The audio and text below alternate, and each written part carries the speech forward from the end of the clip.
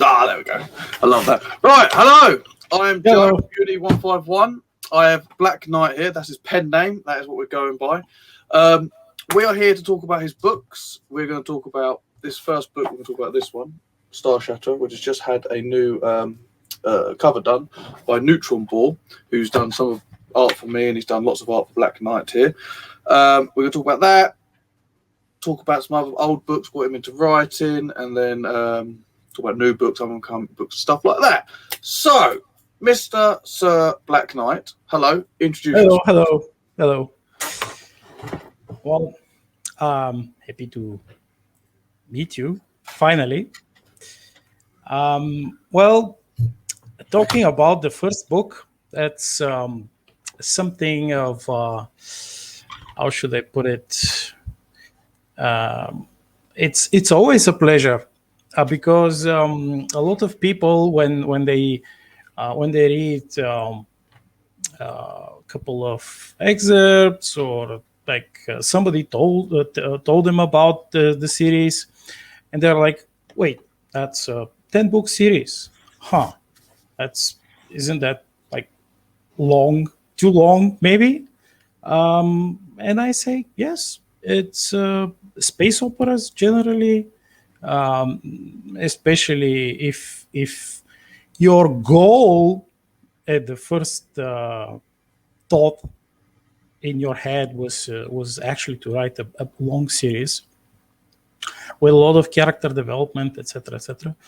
Yes, that's the format that you choose. And the first book, which with that awesome new cover, courtesy of NeutronBoar, this is the intro book to the series. And in it,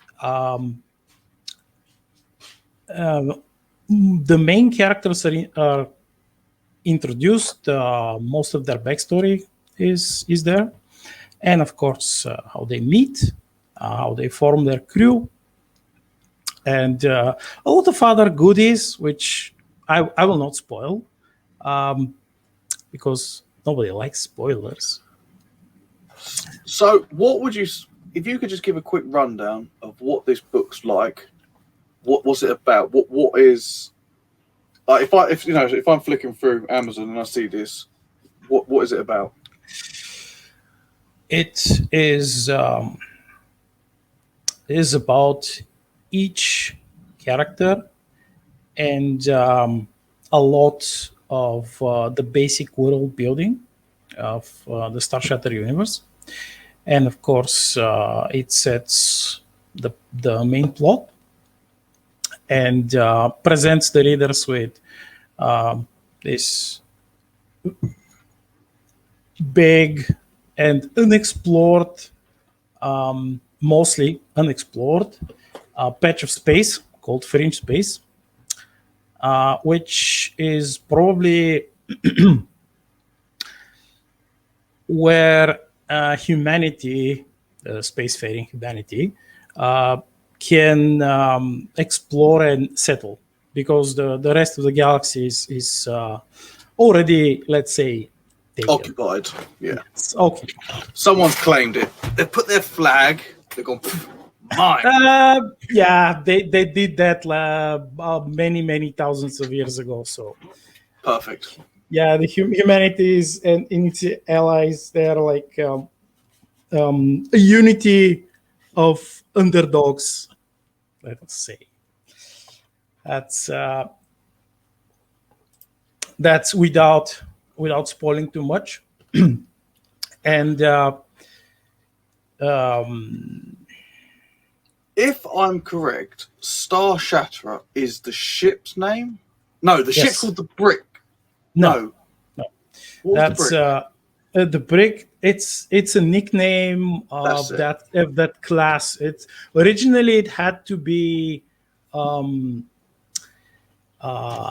named the Flagpole class, but the engineers, the ship, the engineers who built it, and then the crews who crewed it and fought with it, fought in it. They called it the brick. That's it. Of course, StarShatter is completely refurbished, upgraded, modified, etc., etc. The very first ships which came out of the docks, the Star docks, they were not that pretty. Let me tell you, they weren't. And when you read in the first book, when you read especially the 6th chapter, there is a description of one of the main events, which actually is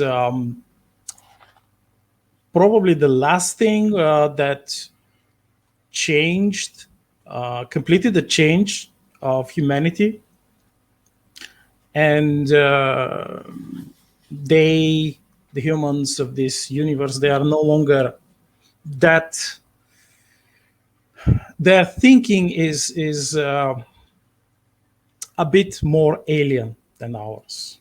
They are still human though, but it's no longer the exact same way of processing information and then acting upon said information. Like probably me and you, they would have done different if they were in our place. Yeah, I've just had a little scan. I'm just looking at chapter 6. You've got like, there's like the second paragraph. You've got like something about this. Do ever someone saying, "By my blood, I swear." Yes. They sound a bit extreme. Yes. Very. I will die for yes. Die for you. Well, yeah. the morale officers, they're not many, but probably the most extreme and dedicated individuals. Well, you need the extreme to counter the unextremed people, and then the people in the middle can be like, "Ooh, he's crazy," and this one's not. We're going to meet in the middle. Yeah, you need the polar opposites. If you don't have polar opposites, you know what I mean. The normal people would be not normal, I suppose. Yes, but our normal is not their normal. I think I'm perfectly normal. Yes, we are. But average Joe. That's what I tell people. My partner tells me, "No, you're not average Joe. You're really not normal." I don't know if that's an insult or a compliment. So yeah, let's have a chat about your new cover, because I saw your old cover. Your old cover is not on your Amazon no more. But have you? I can say your old cover. Was it just a single ship? Yes, was it a ship on a planet or something? Well, I can't exactly remember. Yeah. It was just a single ship on a planet. It was back in the day I had just started. I knew basically no one. I had no contacts, and because I originally planned on starting writing this seriously and publishing maybe around 2019 or maybe 2018, but I was forced by circumstances to do it much earlier, and while I was still unprepared. So yeah, that's the reason. That a lot of things which most authors consider normal, or you said, to me it was I had to do it my way, or I wouldn't have survived. Well, you know, it's hard because I'd love to write like I haven't got my first book out yet, so but like you dream and stuff. But I'd love to write as like a job, but with the children and all the stuff, like I couldn't do that, and like for you to actually, or a lot of authors, you really have to like skimp on everything to get your books out because it costs a lot. People don't realize how much it costs just to put a book out.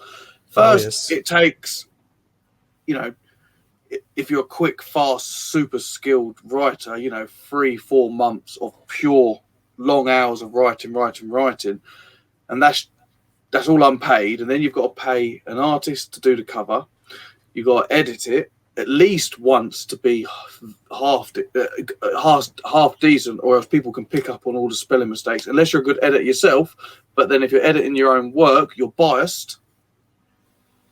So it's hard. It costs, and then there's the advertisement. It costs to do even just Facebook and Google ads and all these simple things just to get your book seen. It costs a lot of money to do that, and you got to try and eat and pay your bills. It's not easy. A lot of people have had to really sacrifice just to try and get the first book out. But you've done it because you're a good few books in now. Now, are you multi-millionaire? Probably not. But the fact is, you've still got books out. I mean, I'm looking at Amazon now. You've got 1, 2, 3, 4, 5, 6. Yeah, 6 books. Out of 10. 6 out of 10 books. Brilliant. Well done. And, you've got quite a following. Now, you're on Minds, which is basically another social media network. They're all the same. They're all bloody pains, all of them. But you've got quite a good following on there. I have seen you because I've got a little account and I've seen you on there. And obviously, you've got a new cover now. You've got your old one did look dated and it looked, I mean, how do you say it without being rude? It looked cheap, but it is what you've got because of what money you've got. But now you're progressing. You've got a following. You've been able to upgrade your cover. And, I'll show it off again. You got a new fancy dancy cover. Yes. There we go. And I just want to say, now I don't know if you know this, I actually had a little bit of input on your what font you was using, because me and NeutronBoar, we had a little talk because he was trying to work out some font, and I was like, oh, why don't you try this font? Or we went through the fonts, and so there you go. I had a little bit of help, yeah. Yeah, I appreciate it. Much appreciated. I'm going to take the credit. Obviously, this is sensitive because I do swear, but fuck you, NeutronBoar. No. So, like, basically, the other thing is, when we was doing this by Black Knight, I can't remember how he originally had it, but I said, you need to move the buy up because it you know what I mean? Or something like that. I can't remember what we spoke about, but I give him some constructive criticism. And you know what? He took some of my ideas, he morphed them into his own ideas, and off he went. But it looks good. Like it looks nice. So explain, because apparently this is a scene from the book. Do you want to talk about this scene? Well, what you see on the cover are the two of the characters. The one with the fancy uniform worn on top of his spacesuit, because this is fleet tradition for his people. I'm not going to lie. Sorry, he looks like a pirate. I just want to say. Yeah, he looks like a pirate. Continue. I just want to say he does look like a pirate, but he's they're basically opposed, like the Terran monarchy. They're opposed by various pirate clans, many of them, and it's the fringe space, which Earth itself is located in what the pirates consider to be fringe space. So they, to them, this is this space, this entire part of space, it's their ancestral space. We're squatters.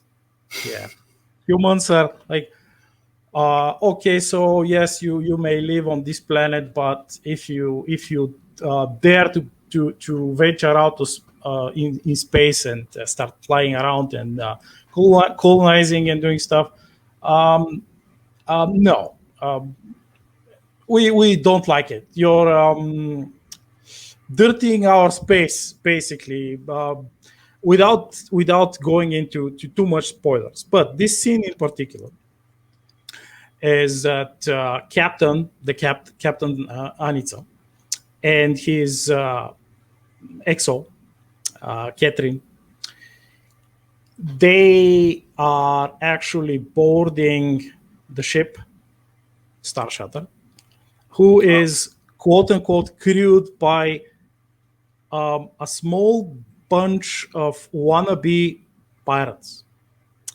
They are not true clanners. They are not part of any clan. And basically, what they want to do by capturing a starship is to prove themselves and attempt to join any of the clans. And they suffice to say, they never get the chance to do this. The captain and the EXO stop them, I take it. Yes. They upset their plans. Yeah, they kind of assault them aboard the ship, and let's be honest, they kill them all. Yeah, they just kill them all.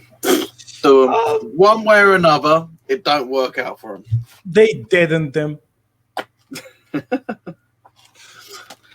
Okay, so the second book. So I was just trying to think how I was going to word this. What with this book? How would you explain this book? As in, like, is it an action book? Is it more characters? Like, what is it? More ships? It's ships fighting, ground fighting. Is it an adventure? It's a mix. Like I said earlier, it's designed to be an efficient intro book. And since this is the format of such a series, like a very long series, a 10-book series, you need such a book.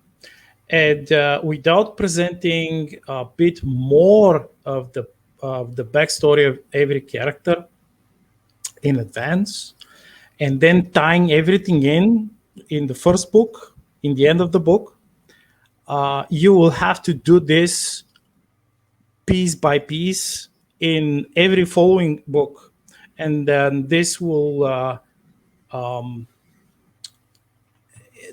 story and plot and character growth will suffer. So yeah, that's actually the design of such a series, at least the one that I'm following, and it's working. You can see the reviews, and being yourself on Minds, you can ask a lot of the readers. They have embraced it. I'm not 100% sure that many other authors would like this format. They would have done it differently, but that's good, actually, because we need this. We need different people who make things in their own design. We need more. We need a diversity of designs. Yeah, yes, variety. So you've got 6 now, and you're working on the 7th. Yes. Yeah. The book 7 is nearly complete. Only a couple more chapters to go. Okay. And then it's the editing. Yeah. So when are you planning on getting it out? A vague idea. If everything works out, it should be this year. Yep.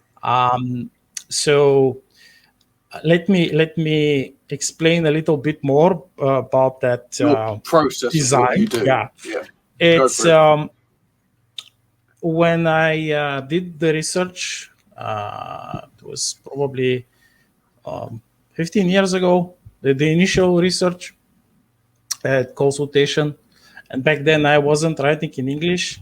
I was writing in Bulgarian. It wasn't that immediate, the transition.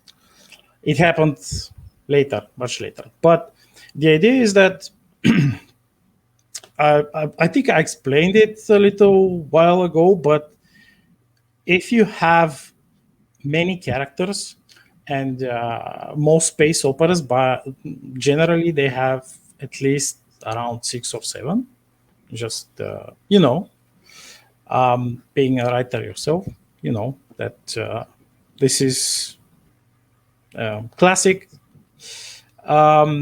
If I did it like, for example, I was writing a trilogy, I would have done it differently. I would have skipped that backstory introduction book, the first book that you have, and I would have did it much simpler and without that extra backstory. But after I had introduced the characters and I did the initial world building, and I gave the plot and the story. Then we get to the second book, where everything comes together, and the first adventure begins. And earlier you asked me what it is like. Is it more about space battles or ground battles or just adventure? It's all of that, and I aim to keep a balance, so you don't have an oversaturation with just space battles or just ground combat or something like some long adventure, which is mainly to advance a certain plot line or something like it's everything is intertwined and progresses almost at the same time. And of course, you have a couple of plot lines, different plot lines, but not too many, because if you had too many, even for a long series like that, it gets too tedious.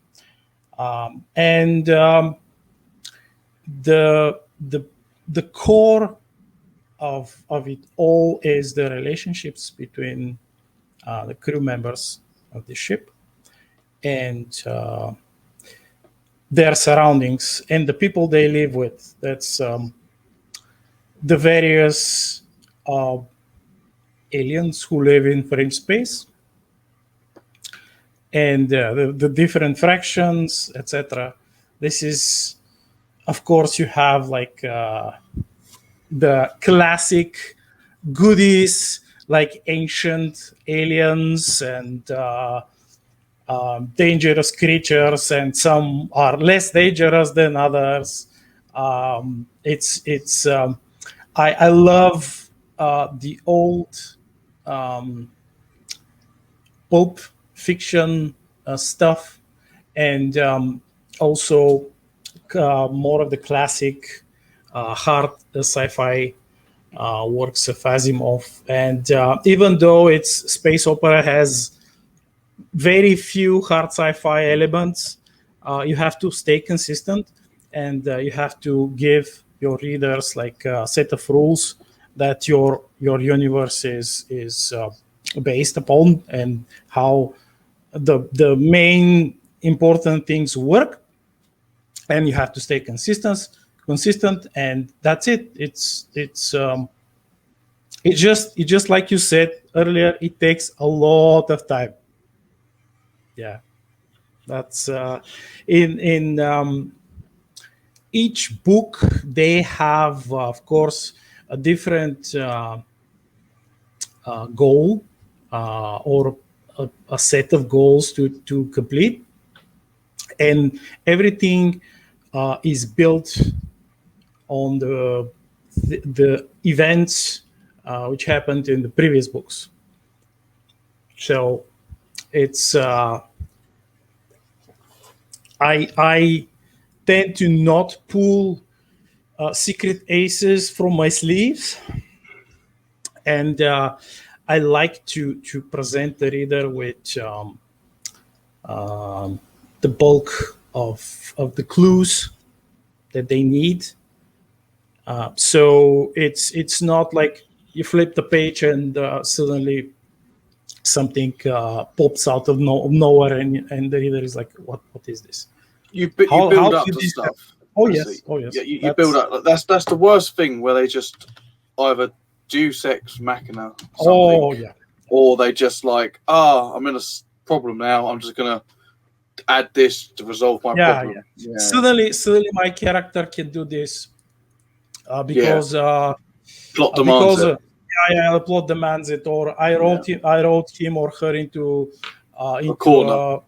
And now I have to fix it, or the dreaded extermination of an important secondary character who actually could have advanced the plot or helped you fix something, but you killed him or her, and now oh no, what a it's like, finally we've got this character here, we're now going to get some information. It's like, we don't want them to know the information yet.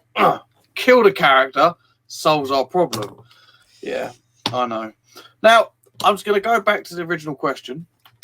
When do you think your book's going to be out? Because that's what we're talking about.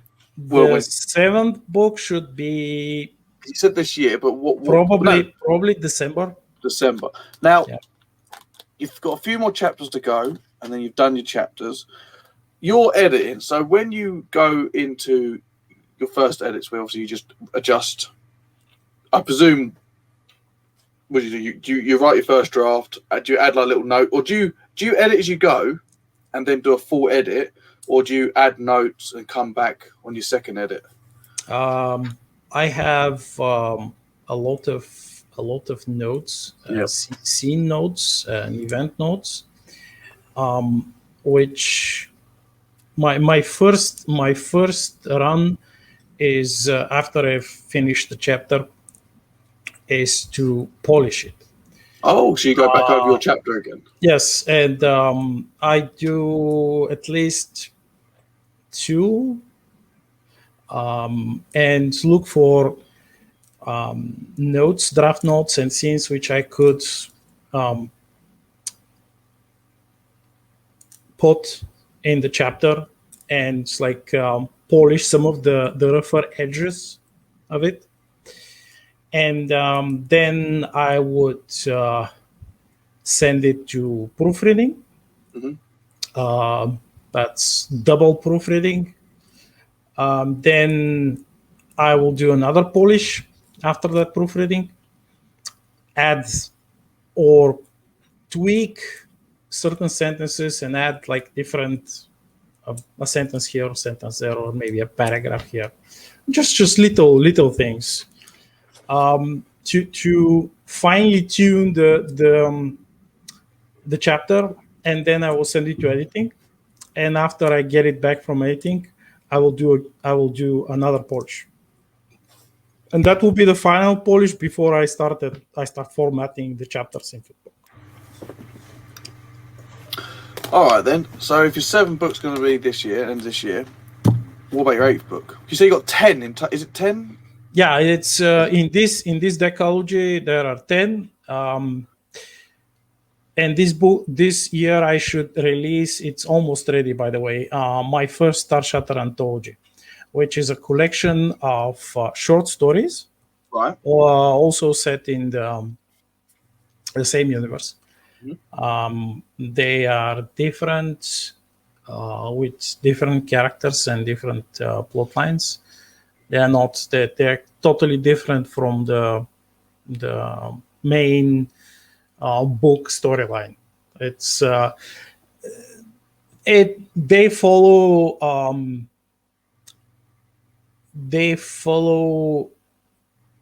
the events, like the main capital events which happen sometimes, and the readers who already finished the books, they will find a lot of tasty bits of additional fluff and other things which they would like. But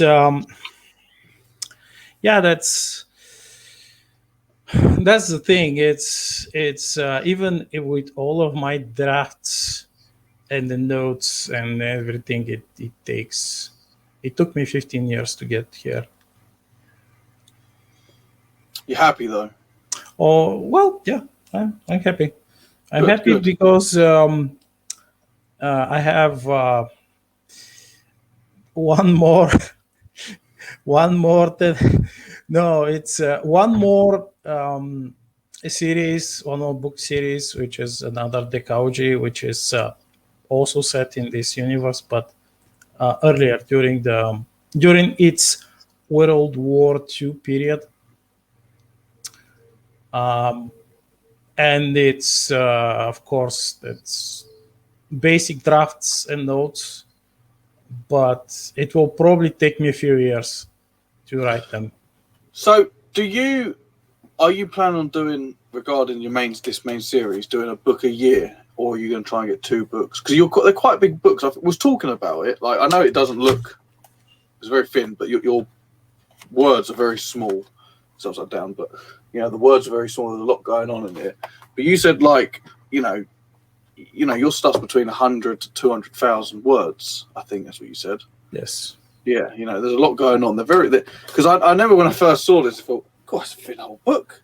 I looked inside and I thought, oh, there's some small letters you got there. There's a lot, yeah. So are you planning on doing 1 book a year then? Is that kind of your goal? One every 2 years? Probably 2 books a year. Probably 2. 2 years. So you've got 4 more books. Well, you've nearly finished this one to 7, so you've got 3 more books to do on top of that. So that's, you've got 6 more years to go to finish up your stories. And then you get. Well, if you say 2 years a book and you got 3 more to go after this one, it's forever.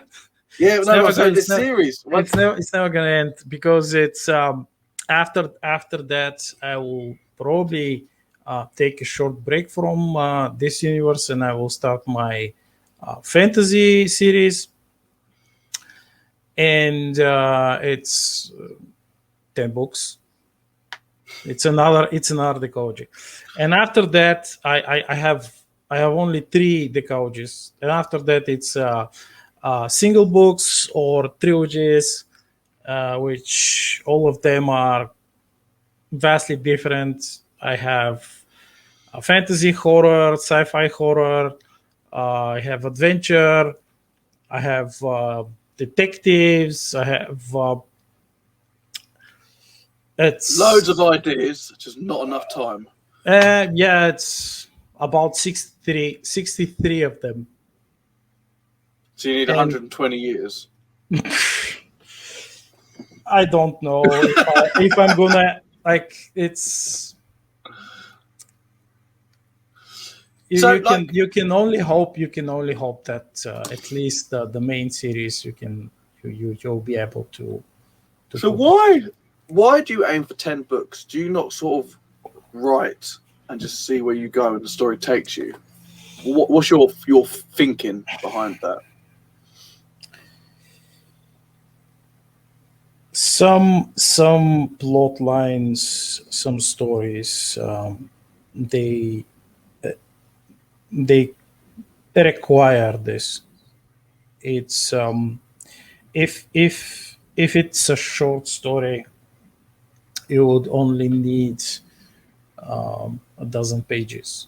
But if this is, someone's life, or at least a big chunk of it, a portion of it, you'll need at least a few books. And the more characters you have, the more books you'll need. If, for example, I was like one of my trilogies, it's about 2 characters, and that's why it's a trilogy. It's and the books are not huge. They're not like the Wheel of Time format with 900 pages or something. It's different. I don't know. This is my process. This is my design, and I like to plan things. I like to have characters well developed, and they almost scream at me to write them their backstories and give them dreams and everything. It's like you're not just trying to write some one-off character. It has to be structured, and if it's complex, it needs structure. It has to be planned and then executed. I agree. All right. Now, we touched on it a bit regarding, you spoke about a bit like some fantasy stuff that you want to do once you've done this series.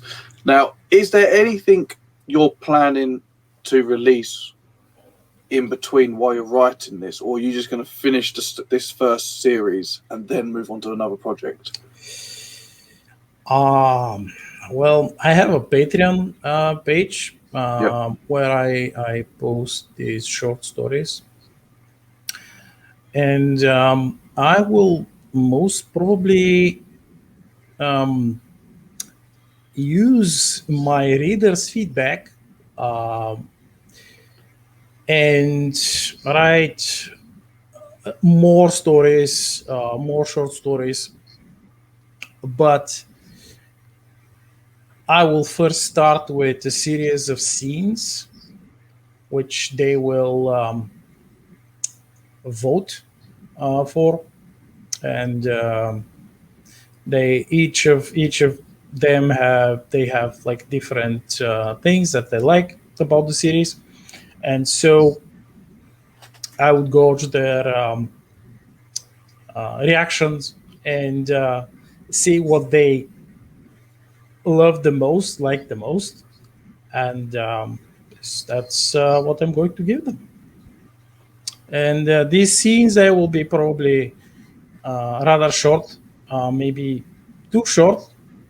It's just an instance, probably 1 page once, or maybe half a page, something.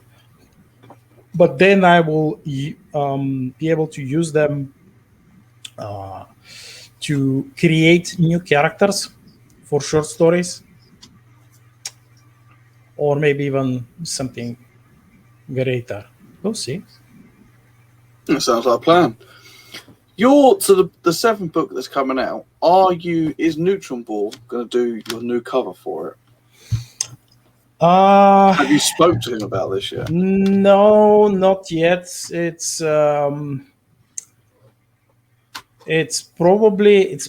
He will probably do the cover when the time comes.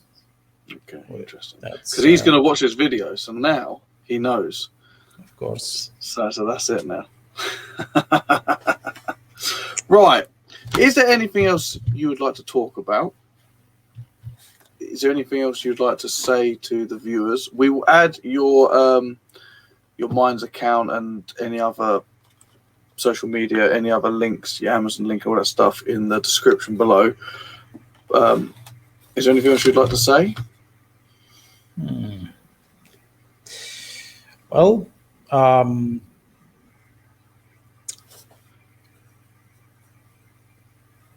I put you on the spot now, haven't I? no, I just I thought about what I would love to share with everyone without